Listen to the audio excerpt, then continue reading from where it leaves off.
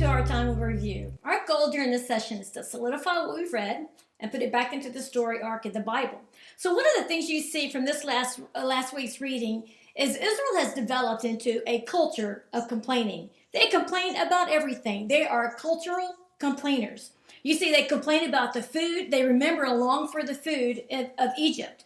They see the manna and they don't want the manna, and it causes them to recall the food there in Egypt, and they complain. You see Miriam and Aaron also complain. They're complaining against Moses regarding the ethnicity of his wife.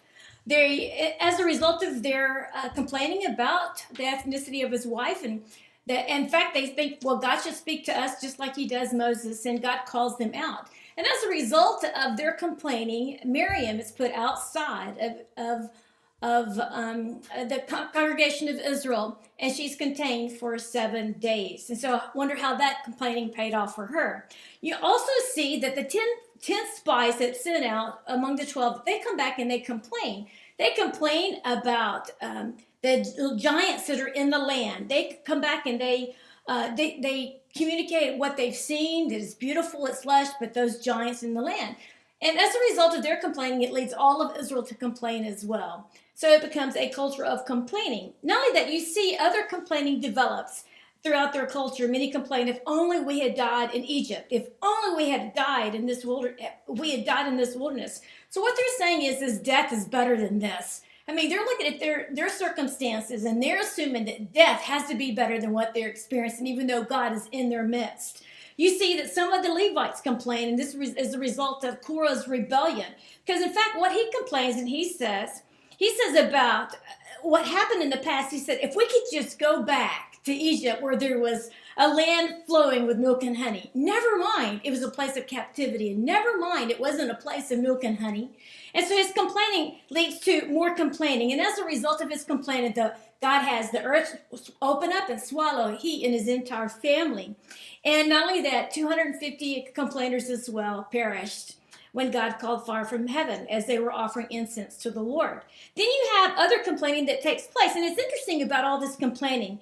These people who are complaining have experienced incredible, miraculous events in their midst. They have seen the collapse of Egypt, the crossing of the Red Sea. Their needs have been met on a daily basis through manna. I mean, no other cultures experience the provision that they have experienced, and they are complaining. So I want us to see a couple of truths about complaining that will help us as we look at our own lives.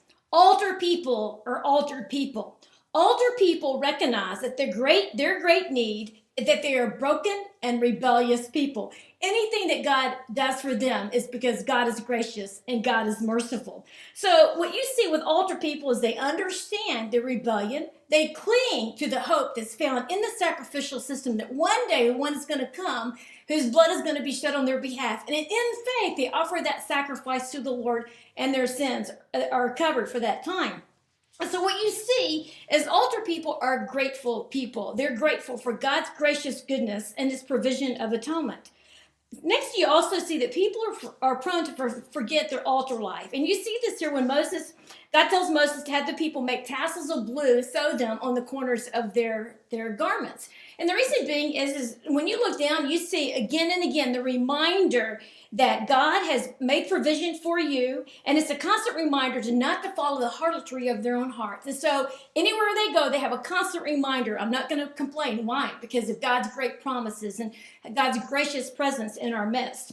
So what we see here about complaining, that complaining is the language spoken by proud people. Complaining says this: I deserve better. I deserve better from God. I deserve better from other people.